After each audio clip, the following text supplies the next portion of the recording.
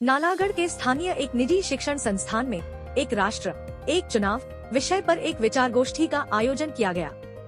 कार्यक्रम में राज्यसभा सांसद प्रो डॉक्टर सिकंदर कुमार मुख्य अतिथि के रूप में उपस्थित रहे, जबकि हिमाचल प्रदेश सरकार के पूर्व अतिरिक्त मुख्य सचिव एवं रिटायर्ड IAS अधिकारी जगदीश चंद्र शर्मा ने मुख्य वक्ता के रूप में अपने विचार साझा किए। एक राष्ट्र एक चुनाव विषय पर आज बस्ती कॉलेज ऑफ एजुकेशन नालागढ़ द्वारा एक संगोष्ठी का आयोजन किया और उसमें मुझे मुख्य अतिथि के रूप में रहना हुआ और साथ में हमारे रिटायर्ड IAS अधिकारी श्री जयश्री शर्मा जी जो मुख्य वक्ता के रूप में उपस्थित रहे।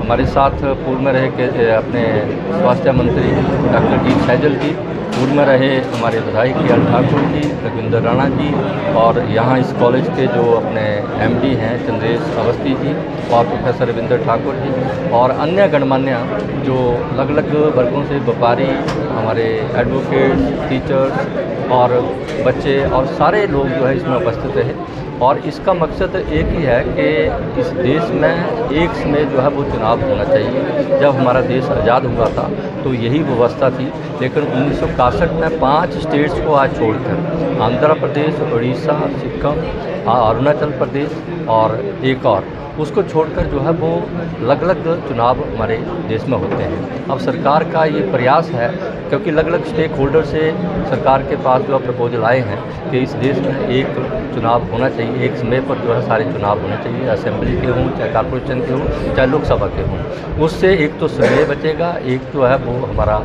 साधन बचेंगे और पॉलिटिकल स्थिरता देश में आएगी और विकास जो है वो हमारा जो है लगातार चलता रहेगा, विकास में कोई बाधा नहीं आएगी। और जो विकसित राष्ट्र बनाने का हमने एक सपना लिया है, उस विकसित राष्ट्र बनाने के लिए एक महत्वपूर्ण कड़ी एक देश एक राष्ट्र चुनाव होगा।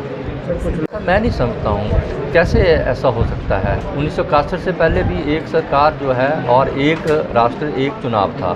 सरकार चाहे एक बार चुनी जाए, चाहे 2 बार चुनी जाए, 3 बार चुनी जाए, सरकार है, जो फैसले लेने होते हैं वो लेती है। लेकिन ऐसा नहीं है कि आप कह सकते हैं एक बार चुनाव हो गया तो एक बार फैसला लेंगे।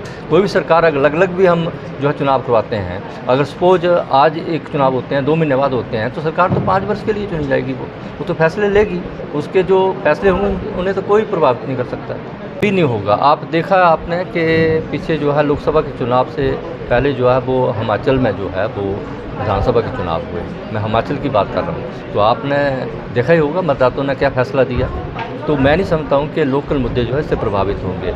आजकल जो मतदाता है बड़ा जागरूक है, पढ़ा लिखा है और जो भी सरकार चुनेगा बड़ा सोच समझ कर चुनेगा। सर इस वो और मजबूत होंगे और सशक्त होंगे। योग की पहले भी बड़ी स्वतंत्र और एक ट्रांसपेरेंसी के साथ काम करता था और आगे भी ऐसे करेगा।